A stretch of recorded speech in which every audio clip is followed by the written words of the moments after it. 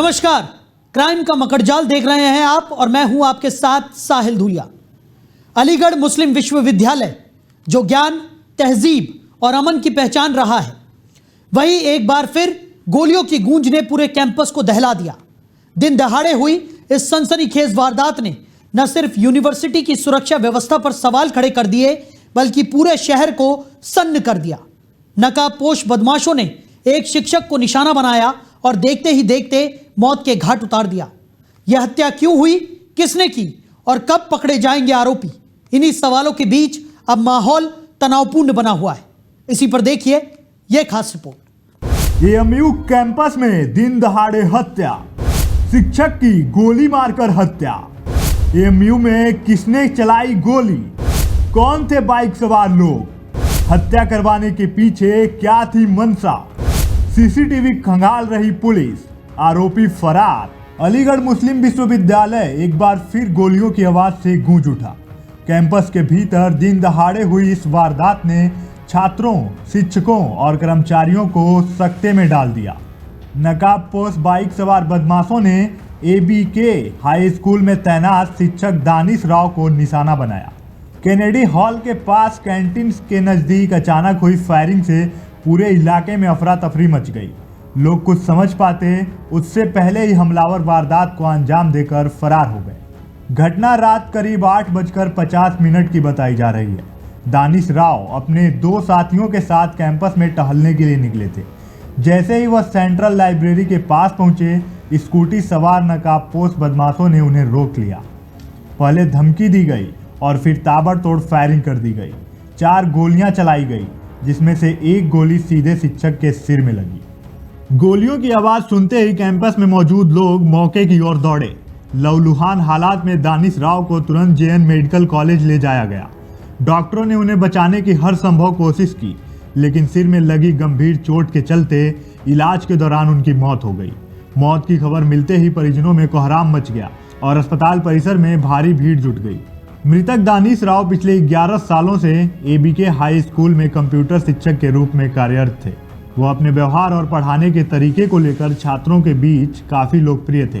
सहकर्मियों के मुताबिक दानिश राव का किसी से कोई विवाद नहीं था। परिजनों ने भी फिलहाल किसी तरह की दुश्मनी से इनकार किया है, जिससे हत्या की वजह और भी रहस्यमयी हो गई है। घटना की सूचना मिलते ही अलीगढ़ पुलिस हरकत में आ गई। एसएसपी नीरज कुमार चादौन भारी पुलिस बल के साथ मौके पर पहुंचे।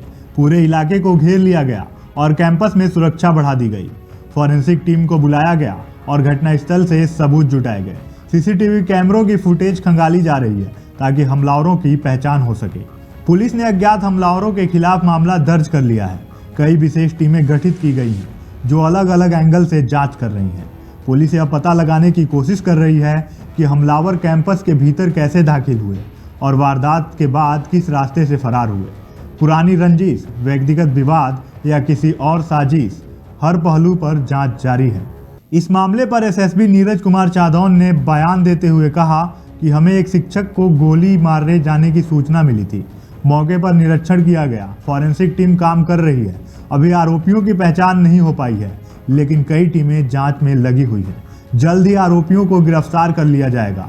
पुलिस ने भरोसा दिलाया कि दोषियों को बख्शा नहीं जाएगा।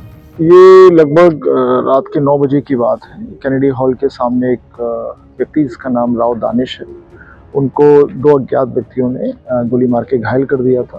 तत्काल सूचना मिली, पुलिस ने अटेंड किया सूचना को, उनको अस्पताल पहुंचाया गया जेएनएमसी, जहाँ पे बहुत गंभीर स्थिति में वो है। घटनास्थल का मुआयना कर लिया गया है, परिजनों से बातचीत की जा रही है और जो भी व्यक्तियों ने घटना अंजाम दी उनको जल्दी अतिशीघ्र पुलिस द्वारा गिरफ्तार किया जाएगा और घटना का खुलासा किया जाएगा। अभी कुछ पता नहीं चला। देखिए, अभी कुछ प्रतिदर्शियों से मेरी बात हुई थी, आपने देखा भी होगा, तो उन्होंने भी बताया कि उनके हिसाब से ऐसा उनको प्रतीत हो रहा है कि कुछ पहचानने वाले हैं जो पहले से जानते हैं, क्योंकि कुछ कहा भी है कि देख लिया आप तुमने, इस तरह की बात उन्होंने की है। तो हर बिंदु पर हम गहनता से जांच कर रहे हैं और अतिशीघ्र इस घटना का खुलासा किया जाए। 9 बजे की घटना, अभी 10 बज रहा है, तो मेरी बात हुई है, लेकिन हालांकि उन्होंने बहुत सारी चीज़ें नहीं बताई हैं अभी वो, क्योंकि बहुत गंभीर स्थिति है, बहुत ही क्रिटिकल है वो। तो आगे जाके जैसे स्थिति डेवलप होती है आपको बताया जाएगा। उनकी वाइफ ही आ गई, उनकी वाइफ से भी मेरी बात हो गई थी, बहुत सीरियस हालत में थी, इमोशनली काफ़ी वो थी, तो उनसे भी ज़्यादा गंभीरता से बात नहीं हुई। टीम सेटल डाउन, उससे फिर बात करेंगे।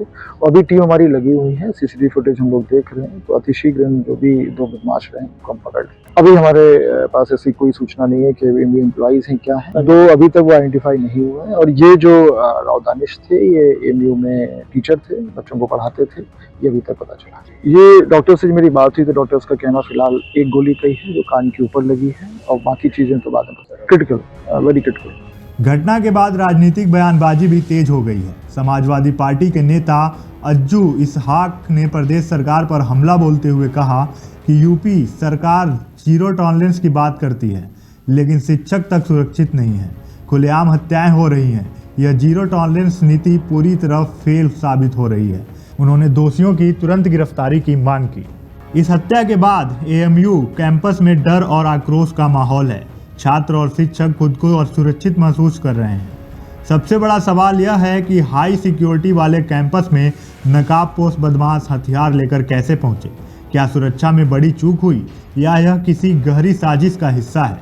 इन सवालों के जवाब अब पुलिस जांच पर निर्भर करते हैं।